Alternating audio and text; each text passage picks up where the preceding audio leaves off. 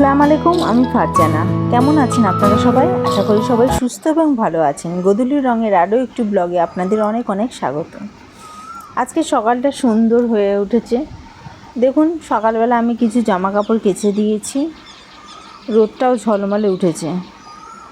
এই রোদের মধ্যে আমি বালিশের ওয়ারগুলো কেচে শুকোতে দিয়েছি এবং বালিশগুলো রোদে দিয়েছি। এই দেখুন, বালিশগুলো উল্টে দিচ্ছি যাতে বালিশের আর এক পিঠটা রোদ পায়।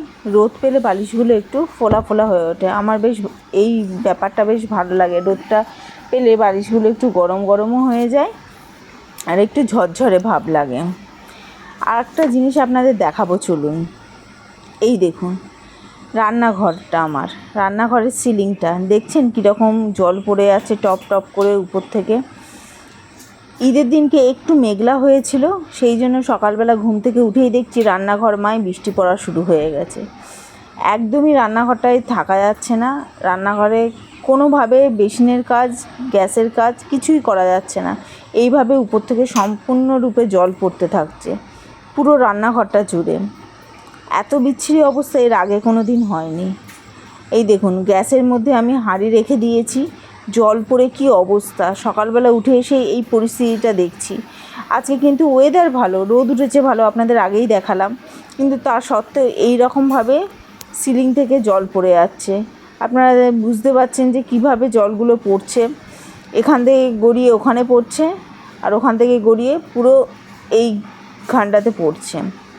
এইখানটাতে গ্যাস ওভেন ছিল, গ্যাস ওভেনটাকে সরিয়ে দিয়েছি, দিয়ে এখানটা একটু মুছে দিলাম, দিয়ে একটু পরিষ্কার মতো লাগছে। এখন আর জল সেরকম পড়ছে না। এদিকে ঘরটা যে পছন্দ হয়েছে, আমরা যাব বলে মোটামুটি ঠিক করে নিয়েছি। মাইক্রো ওভেনটা আরমান প্যাকিং করছে। এটাকে ঠিকমতো প্যাকিং না করলে আবার ভেঙে যাওয়ার সম্ভাবনা থাকে, সেই জন্য আরমান এটা প্যাকিং করে নিয়েছি। এদিকে বস্তার মধ্যে আলমারির জামা কাপড়গুলো আমি গুছিয়ে ঢুকিয়ে দিয়েছি, দিয়ে বস্তার মুখগুলো বেঁধে দিয়েছে। আর আরমান এই মাইক্রো ওভেনটা ঢোকানোর চেষ্টা করছে যাতে ঠিকভাবে এটা শোলার মধ্যে যেভাবে প্যাকিং হয়ে এসেছিল নতুনের সময় সেইভাবে প্যাকিং করে ঢোকাতে পারে, যাতে শিফটের সময় কোনো রকম অসুবিধা না হয়। ও বারবার তুলছে আর বারবার ঢোকাচ্ছে, ঠিকভাবে সেট হচ্ছে না, সেই কারণেই। যাক, এইবার ঠিকমতো সেট হয়ে গেছে। সেট হয়ে যাওয়ার দরুন ভালোভাবে এটা ওর মধ্যে ঢুকেও গেছে বক্সটার মধ্যে। এর উপরে যে প্লেটের পোর্শনটা আছে সেটা দিয়ে দিলাম। আরমান এই কাঁচের প্লেটটা খুব সাবধানেই মানে রাখার ব্যবস্থা করলো, কারণ এই প্লেটটা নিয়ে আমার খুব চিন্তা ছিল যে এটা কিভাবে নিয়ে যাব, শিফটের সময় ভেঙে যাবে কি না। যাকেও ভালো করে প্যাকিং করে সেলোটেপ আটকে দিল যাতে এটা আর কোনো রকমভাবে নড়াচড়া না হয়। কেননা মাইক্রো ওভেনের ভিতরে ওই যে কাঁচের জিনিসগুলো আছে ওগুলোই নড়াচড়া হলে ভেঙে যাওয়ার সম্ভাবনা থাকে।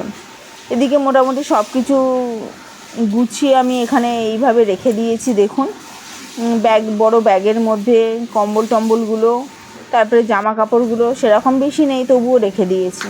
এই দেখুন, এবার রান্নাঘরের মধ্যে আমি বাসন রাখার ঝাঁপিটা উপরে তুলে দিয়েছি আর পটল কেটে নিয়েছি, চাটনির জন্য টমেটো কেটে নিয়েছি। এবার গ্যাসটা কোথায় রেখেছি দেখুন, ডাইনিং প্লেসে যে ছোটো মতো জায়গা ছিল সেইখানে গ্যাসটা নিয়ে এসে রেখেছি এরকম মাটিতে।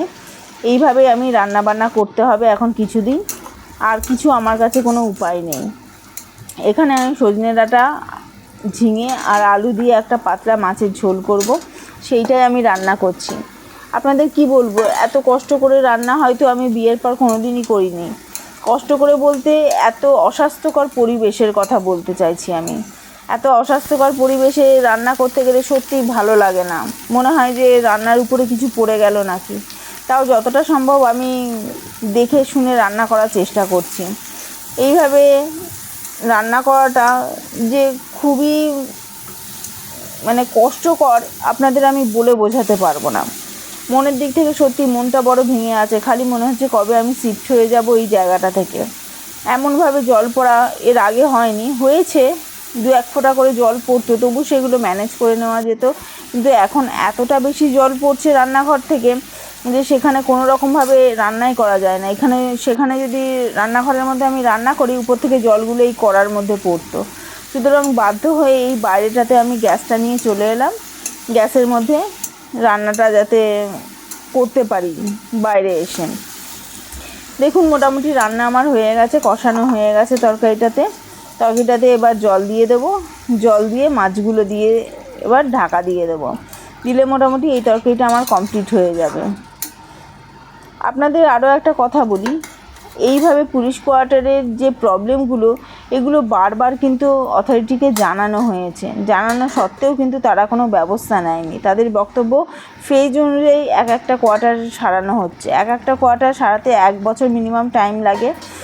আর আমার বরের চাকরি আছে 3.5 থেকে 4 বছর। এখন যদি এরা এই কোয়ার্টারগুলো সারাতে শুরু করে, তাহলে আমার চেয়েও খারাপ কোয়ার্টার যেগুলো আছে সেইগুলো আগে সারাবে, তারপরে হয়তো লটারিতে আমাদের কোয়ার্টারটা পড়বে। যাই হোক, এইসব রান্নাবান্না করে খেয়ে দিয়ে বিকেলে একটু বন্ধুদের সাথে ঘুরতে বেরিয়ে পড়লাম। এই দেখুন, রিঙ্কু, বন্দনা সবার সাথে কলেজ মাঠে একটু বেরিয়ে পড়লাম, একটু কেত মেরে ছবিও তুললাম কিছু। সবাই মিলে মাঝে মাঝে একটু বেরিয়ে পড়া আর এই কলেজ মাঠে বসে একটু ঘুগনি খাওয়া, এর চেয়ে বেশি কিছু নয় জীবনে। আর কি আছে বলুন তো? এই সব কিছু খারাপের মধ্যে দিয়ে একটুখানি ভালো, এর মধ্যে দিয়েই জীবন কেটে যায়। আজকের ব্লগটা এই সবার সাথে এখানেই শেষ করছি। ভালো থাকবেন, সুস্থ থাকবেন, দেখা হবে নেক্সট ব্লগে।